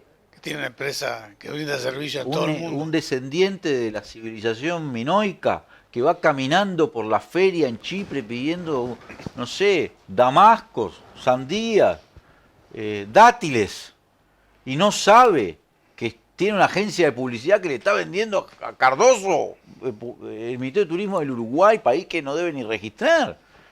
No me joda, Popi. Sí. Hay que ver.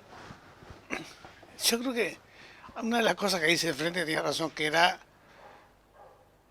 que el gobierno prometió transparencia. Lo que menos ha habido es transparencia en todo. Hasta en los aviones Hércules, estos que están ahora, no sé si volvió ya, estaba en Antártida. Ninguno está en Uruguay, creo. Está en la Antártida ya. Uno está haciendo mantenimiento no sé dónde. ¿Y las lanchas? Las OPV para patrullar, 94 millones de dólares. A ese astillero del País Vasco que nunca construyó una lancha OPV. Y dice, nadie sabe ni cuándo van a venir. Eso es más caro que ante la arena. Como un apoyo al astillero que nunca fabricó, que tiene problemas económicos. ¿No? 94 millones de dólares. ¿Te das cuenta que es más caro, 8 millones de dólares más que en ante la arena? Sí. Increíble eso, ¿no? Bueno, está, pero eso es la pornografía del gobierno, digamos, ¿no? Bueno, hay otra pornografía. No quiero hablar del tema. Esto es pornografía, ¿no? Y el otro ya sabe. Es decir, todo lo escabroso del gobierno.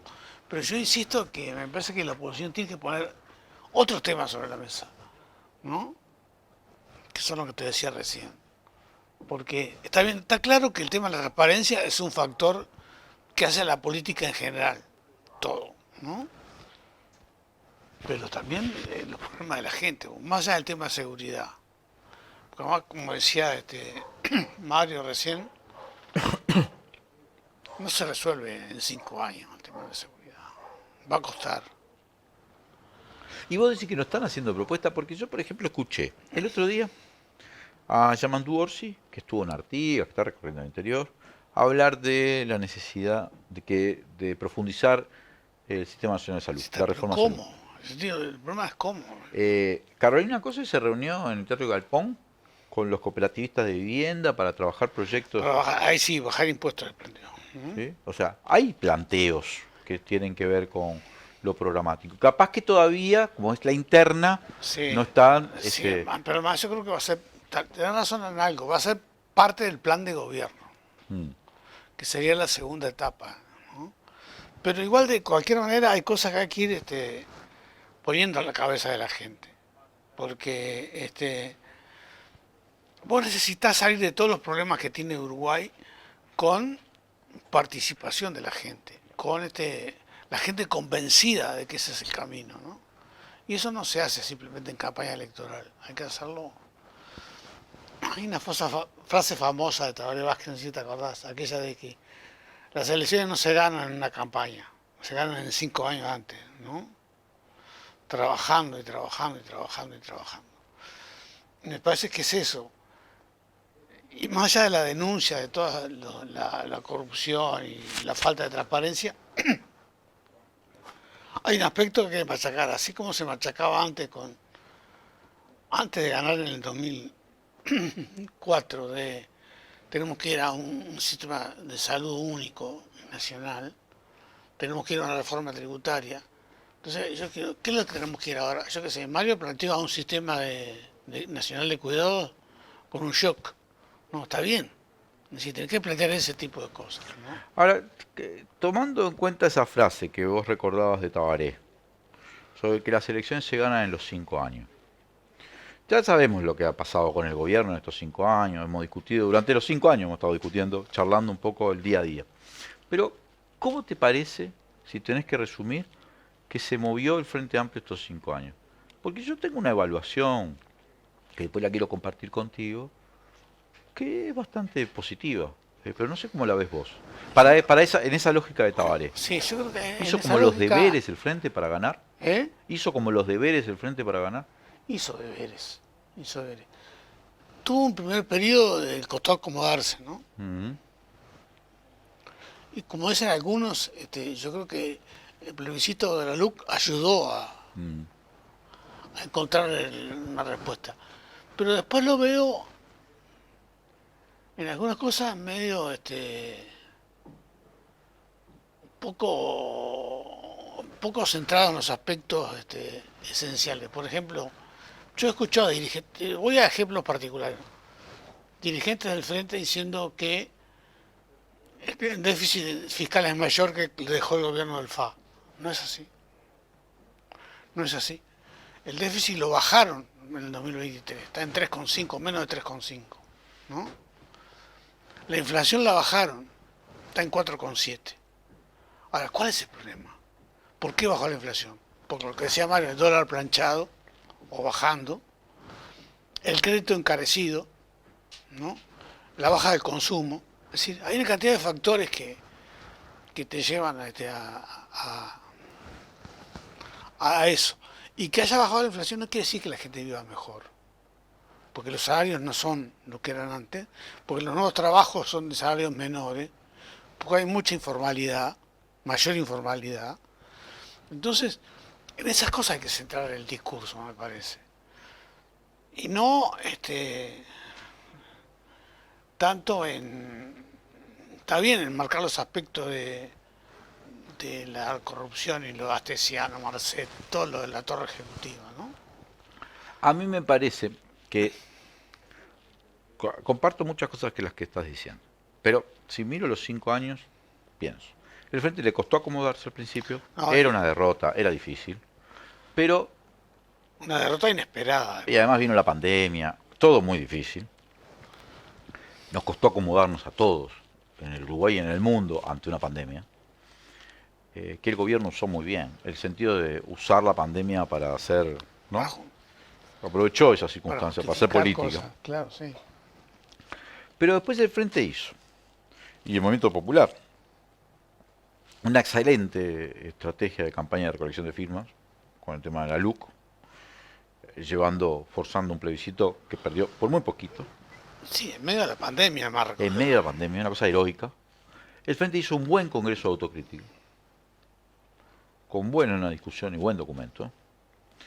Y yo creo que entendió el mensaje de una parte, no sé, nunca se entienden todos los mensajes que puede haber en una derrota, pero No. muchos sí los entendió, ¿sí? Sí, pero además una cosa que logró el Frente, que desapareció de la discusión de los Frente Amplistas, es aquello de coalición y movimiento, ¿no? Que algunos planteaban menos movimiento y más coalición. Porque fueron las bases las que dieron el empujón de... Sí, eso también. ¿No? El Frente procesó una renovación total de los elencos políticos, de las primeras líneas. Procesó una renovación que era obligada, bueno, de hecho, 2 de los más importantes dirigentes fallecieron en este periodo. No está vivo, pero está vivo y bien Pepe, de 89 años, cumple en mayo, ¿no? Entonces renovó el elenco de candidaturas incluso, y renovó su presencia en las cámaras. Fíjate los que han ido, o no están ya, o han ido renunciando. Ya dejó el Pelado Rubio, dejó Pepe, dejó Lucía, han cambiado en el Senado, ¿no? Dejó Lescar también. Falleció el Bicho, pasaron cosas, ¿no? O sea, hay toda una renovación. Ese proceso de renovación lo hizo de una manera correcta y sin divisiones. Yo no estoy mirando esto... Yo creo que lo ha hecho naturalmente. Naturalmente, no traumáticamente, y sin divisiones. Para mí es muy importante ese detalle, porque nadie sabía que una derrota se podía... ¿Cuáles podían ser las consecuencias de la derrota? ¿No? Pues las derrotas llevaron a divisiones en muchos lados del mundo. Pero no acá. Fíjate vos, España nomás. Sí, en todos lados las divisiones son terribles. Las derrotas, fíjate lo que pasó con Podemos. Hizo, para mí, una oposición permanente y medida, no desbordada, quizá en algunos momentos insuficiente, a mi gusto, pero bueno, dentro de una lógica de responsabilidad institucional, no podés decir que hizo complicidad, que ni que le votó leyes que no había que votar, no por el estilo, muy poco eso, ¿no? Y bueno, y elaboró un programa serio. Y cuando votó leyes que no tenía que haber votado, como la LUC, dio marcha atrás. Votó algunos artículos. Los artículos que hizo de ANCAP. Sí. Pero en general no te votó la reforma jubilatoria, no te votó, o sea, que todo eso podría haber sido profeta de división, porque hay muchas, ¿sí? Y además, las gestiones que tenía para mostrar, que eran muy poquitas, Canelones, Salto y Montevideo, y tiene una versión... El Frente pasó de una lógica de reducción de daños a transformarse en un eje opositor importante, ¿no? Te completaba con eso, ¿no? Las gestiones que tiene para mostrar, las 3, fundamentalmente las del área metropolitana, pues son más visibles, pero las 3 tienen una valoración altísima. Podríamos decir que son muy buenas gestiones. Sí. Montevideo, Canelones, Salto, con altísima valoración popular en sus localidades. Bueno, hizo los deberes. O sea, a eso me refiero con el hizo los deberes, ¿no? Sí, se reposicionó muy bien.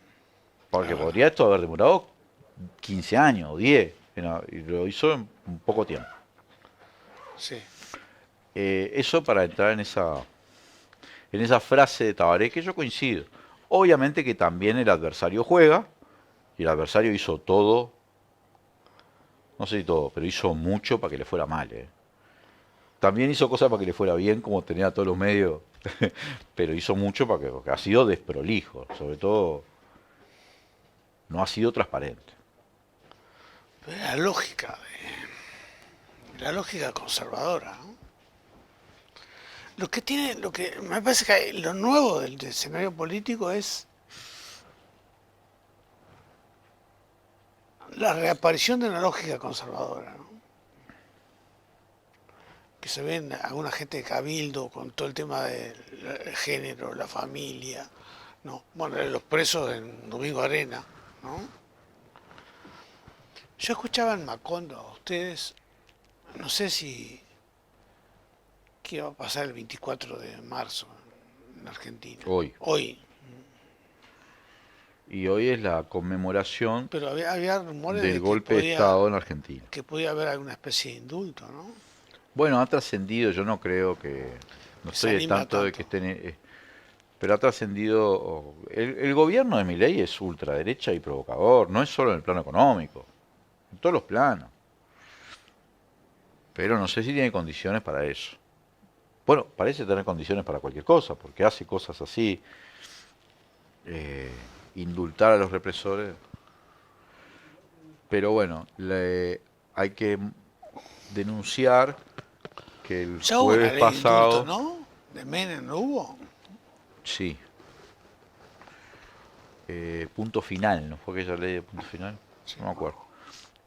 El jueves pasado una militante de Hijos fue agredida en su casa, incluso violada, por 2 personas que pintaron el BLLC, el Viva la Libertad Carajo. Sí. Y el presidente, en lugar de salir a pedir que se investigue y se aclare, salió a decir que era todo mentira, que usaban a los desaparecidos para hacer campaña. O sea, no lo dijo, le puso like a un tuit. Está pesa la mano en Argentina. Sí. Bueno, por eso a mí me preocupan algunas cosas de acá. Eso de Domingo Arena.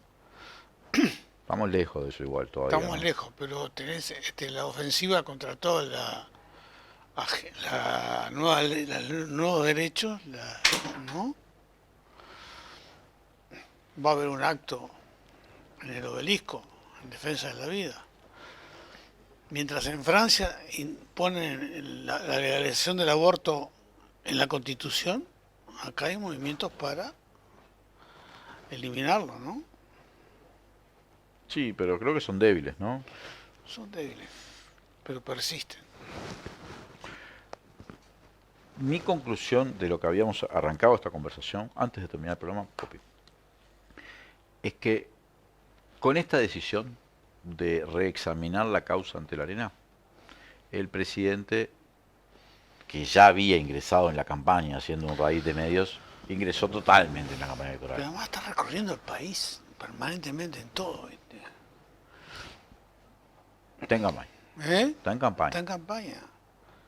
No quiere decir que sea con el azul y blanco, pero está en campaña, ¿no? No sé qué va a pasar ahora con esto de las inundaciones y ese tipo de cosas. Che, tremendo, las inundaciones, sobre todo en Florida, en algunos lugares. No, nuestra solidaridad con toda la gente que se han visto imágenes y se conoce más, muchísima gente se tuvo que autoevacuar, creo que más de 1000 personas. 5000 personas. Bueno, un número altísimo de personas, a muchos que han perdido todo, o perdido muchos de... Además hay una cosa que va a haber que meterle mano, que es toda la gente que vive en las zonas inundables. Porque el mundo está cambiando en eso, ¿no? Y se vino ¿hacía cuánto que no había una alerta roja? Alerta roja, es mucho. Sí. Y bueno, estaba justificada, porque la verdad que se desarrollaron unas tormentas que, bueno, tuvieron estas consecuencias. Otra cosa que me pareció también, porque viste cuando llovió acá hace una semana o 10 días, que en Montevideo se inundaron varias calles, era culpa de Carolina. Y ahora vos tenías los ejemplos en todas las ciudades del interior, las calles inundadas. Pero nosotros no podemos caer en la chicana de los chicaneadores. No, por supuesto. Eso no es responsabilidad ni de las intendencias, ni del intendente blanco de allá, como no es responsabilidad de Carolina. Hay fenómenos climáticos que desbordan. Por supuesto que siempre hay que hacer mejor trabajo, mejor saneamiento, trabajar mejor para que las calles no se inunden. Sin duda que siempre eso está bien. Mejorar toda acá la parte más están haciendo de la piletas subterráneas para eso. pero no podés, que viene una tormenta que no sé cuántos milímetros cae en pocas horas y no hay nada, no hay ninguna ciudad que aguante. Se te inunda todo. ¿Viste lo que pasó en Buenos Aires? ¿No? Sí, bueno, ni hablar. Pero pasa, estaban anunciados en Brasil, 500 mililitros se esperaban 500 milímetros, ¿no? Se esperaban para 4 días, 500 milímetros. ¿Te das cuenta que sean 500 milímetros? Y otra cosa que no estamos yendo del tema, pero 62 grados de sensación térmica en Río de Janeiro. Por eso, me permitís decirle a la gente que el 25 de mayo nos vamos. Pero no Río, no al Río. norte de España y Portugal, porque 62 grados no se banca nadie. Norte de España y Portugal. Vamos a estar en toda esa zona que ya he comentado bastantes veces. Le recuerdo a la gente que en el 092-982-986 puede obtener toda la información sobre Y este allá viaje. van a estar en primavera. Ya faltan solo 2 meses. En primavera van a estar. Un clima espectacular. Va a haber. Entre que llegamos allá, primero vamos a llegar a Madrid, después vamos al norte de España y hasta que recorremos todo, yo hago así porque es este camino, ¿no? Hasta Lisboa van a ser unos días que ni te puedo, ¿qué te voy a decir? Sí, Va a estar buenísimo. 092-982-986, los que quieran informarse. Gracias, Poppy. Gracias, Leandro. Gracias a todos y todas los que nos han acompañado. Nos salteamos al domingo de Pascua. El domingo que viene no hay programa. Ya lo avisé en Legítima Defensa. Esta semana, la semana de turismo, es la semana, o Semana Santa, como le quiera llamar la gente, criolla, no sé. Es la semana que no sale ni Caras y Caretas, ni Legítima Defensa, ni Macondo, ni Legítima Defensa segunda dosis. Nunca. Es la única semana que nos tomamos de vacaciones en el año. Así que nos reencontramos el otro domingo en Legítima Defensa segunda dosis. Creo que es 7 de abril, me parece, pero no estoy presente. Pero es ese domingo de abril, 7 de abril. 7 de abril me están confirmando Legítima Defensa segunda dosis, 5 Legítima Defensa, 4 de abril Macondo. Gracias a todos y todas los que nos han acompañado. Soy Leandro Grille y esto fue Legítima Defensa segunda dosis.